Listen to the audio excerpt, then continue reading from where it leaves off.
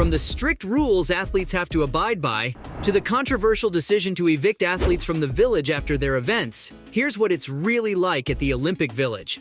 The Olympic Village is a buzzing hub of international athletic talent, full of vibrant energy as competitors from all around the globe gather to compete at the pinnacle of their sports.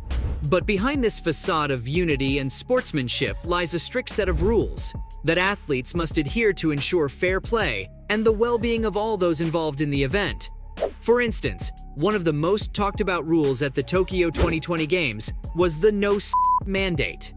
Traditionally, the Olympic Village has been rife with tales of wild parties and romantic liaisons, but in a bid to mitigate the spread of COVID-19, athletes were handed single beds and warned against any intimate activity.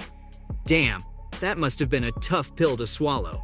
Even the distribution of condoms, a long-standing Olympic tradition aimed at promoting safe sex, was curtailed, and athletes were told to take them home instead of using them in the village. Aside from the restrictions on physical interactions, a curfew was also enforced to maintain order in the village. Athletes were required to be back in their room by a certain time each night, generally around 11 p.m. or midnight. And this rule not only helped ensure that athletes were well rested for their events, but it reduced the potential for any late-night disturbances that could disrupt the peace and harmony within the village. Athletes were also subject to a myriad of COVID-19 safety protocols, with daily testing, mandatory mask wearing, and maintaining social distancing rules, which were all part of the routine.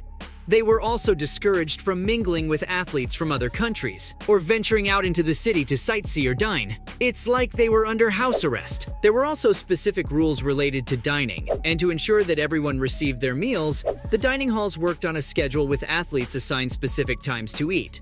The goal was to prevent overcrowding and limit potential virus transmission points. It's also worth mentioning that athletes were not allowed to bring family members or friends, but that's a rule that's always been in place to protect the privacy and security of all athletes.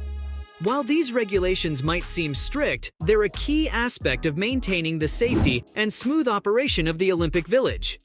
They're not only designed to protect the health of the athletes, but also to create an environment that facilitates maximum performance and celebrates the spirit of the Olympics. So with so many athletes and so many rules, you're probably thinking, there's no way they all fell in line.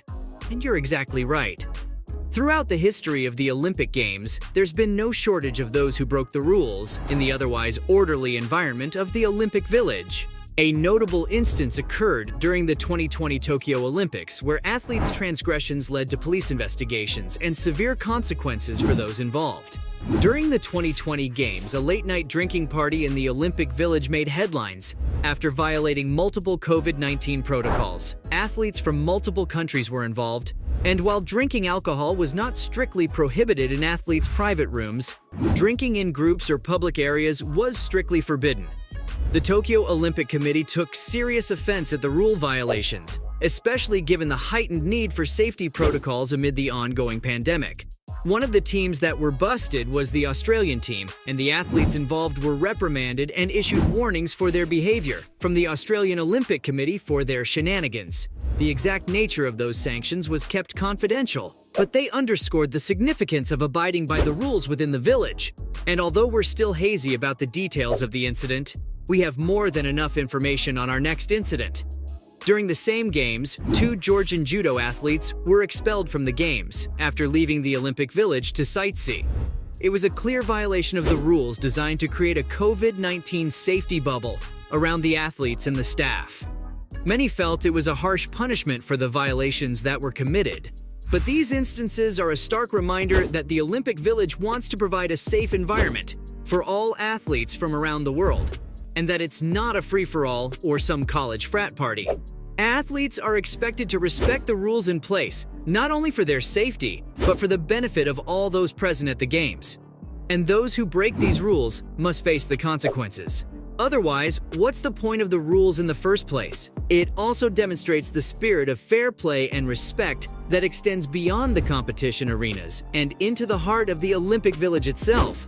Sure, the penalties for breaking the rules in the Olympic Village can be severe, and some of the punishments can extend far beyond simple reprimands. Athletes can even be stripped of their Olympic accreditation, which is essentially their license to participate in the games. It's a serious penalty, but it goes to show you how seriously the Olympic Committee views these violations. Oh, and did I mention that prior to the two Georgians being expelled, they both won silver medals? Talk about a bittersweet week. The Games chief executive, Toshiro Muto, described the act as a clear and serious violation of the rules and said, "We're investigating the situation, and based on the result, we are to take appropriate action." Even winning silver medals didn't protect those athletes from the consequences of their actions. And I think that clearly highlights the strict enforcement of the rules within the Olympic Village. The Olympic Games foster an environment of camaraderie and global unity, but that's also built on discipline and respect for the rules. And as you can see, violations are not taken lightly, and athletes are expected to conform to the rules or face the music. The strict enforcement of the rules in the Olympic Village doesn't just stop at curfew and social guidelines, it extends to the living arrangements of athletes as well.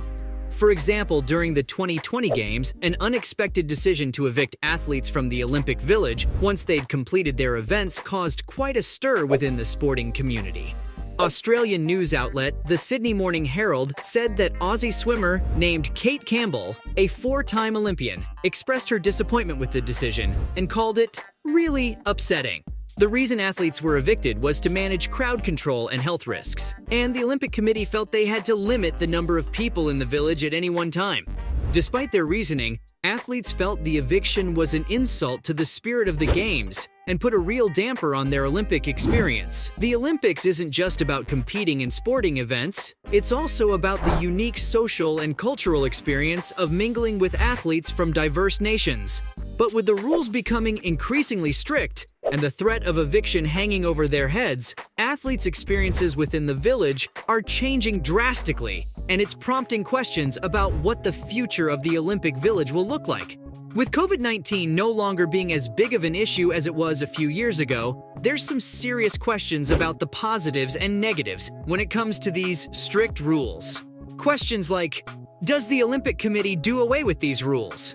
Will they continue to uphold them? And how many more rules will be broken by frustrated athletes? I don't know about you, but I'm hoping for a much more open and free Olympic Village in the future, because these athletes are under enough stress and pressure as it is, and they need to blow off a little steam. Imagine working so hard, training your ass off day in and day out, only to be evicted from the village because you and a few pals decided to sneak out for a few beers and came back past the curfew. Seems a little excessive to me and takes a lot of the fun out of the whole experience. So there you have it, from the controversial decision to evict athletes from the village after their events, to the strict rules athletes have to abide by. That's what it's really like at the Olympic Village.